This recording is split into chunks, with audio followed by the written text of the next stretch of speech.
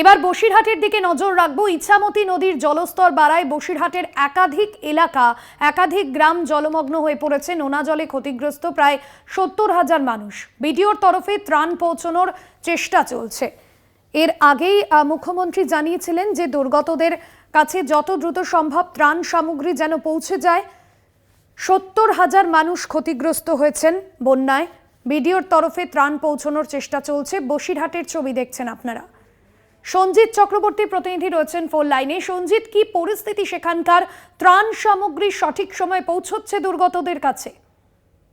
এতটা ভয়াবহ হয়েছে, বিশেষ করে লাগাতার নিম্নচাপ এবং বিশেষ করে তিনটে নদী, ইছামতি, যমুনা এবং পদ্মা নদীর জল এতটাই জলস্তর বেড়ে গিয়ে নদীর ওভারফ্লো হয়ে একেবারে বাদ ছাপিয়ে গ্রামকে গ্রাম প্লাবিত করে দিয়েছে। 4টি গ্রাম পঞ্চায়েতের চারগাছ, সৌগুনা, তেঁতুলিয়া, গোবিন্দপুর, এই 4টি গ্রাম পঞ্চায়েতে 70টি গ্রাম, ৭০,০০০ মানুষ জলবন্দী হয়ে পড়েছে। একদিকে বৃষ্টির জল, অন্যদিকে নদী নোনা জল ঢুকে গিয়ে কিন্তু একদিকে যেমন বিঘে বিঘে কৃষি ফসল ক্ষতিগ্রস্ত হয়েছে, অন্যদিকে পুকুরে ভেসে গিয়ে মাছ বেরিয়ে পড়েছে।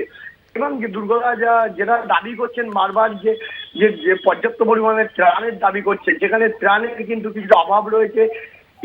ইতিমধ্যে বিষ্ণুপদ রায় এবং সেখানকার পঞ্চায়েত প্রধান তারা কিন্তু সরেজমিনে খতিয়ে দেখেছিলেন, কিন্তু দেখার পরে যে পরিমাণ ত্রাণের দরকার সেই পরিমাণ ত্রাণ গ্রামে পৌঁছাচ্ছে না।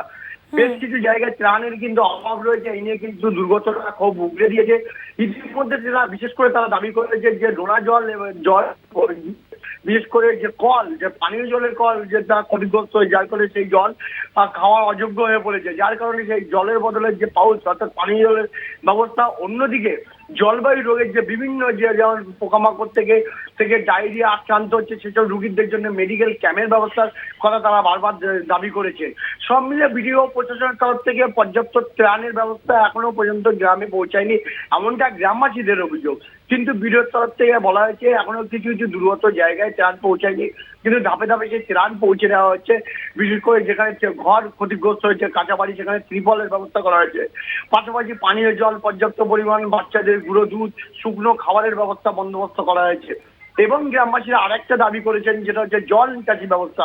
পাশাপাশি তারা বারবার এটা দাবি করছেন যে দীর্ঘদিন ধরে নদী সংস্কার হয় না, অর্থাৎ ড্রেন না করার পরে যে নদীর নাব্যতা হারিয়েছে, অল্প জলস্তর বাড়লেই সেই জল ছাড়িয়ে গ্রামকে গ্রাম প্লাবিত হয়। বারবার এই দাবি করে আসছেন, কিন্তু এর পরেও কিন্তু এখনো পর্যন্ত সে জল কিন্তু নামিনি। কোথাও হাঁটু অব্দি জল, কোথাও কোমর জল পৌঁছে গেছে, যার কারণে কিন্তু ঘরে জল বন্দি হয়ে পড়েছে প্রায় ৭০,০০০ মানুষ। তারা অবিলম্বে জল নিকাশি চাইছে, পাশাপাশি নদী সংস্কার চাইছে এবং সরকারিভাবে ত্রাণ যাতে পর্যাপ্ত পায় তার সব রকম ব্যবস্থা করুক প্রশাসন, এই দাবি করছেন তারা। ভাস্বতী, ধন্যবাদ তোমায়।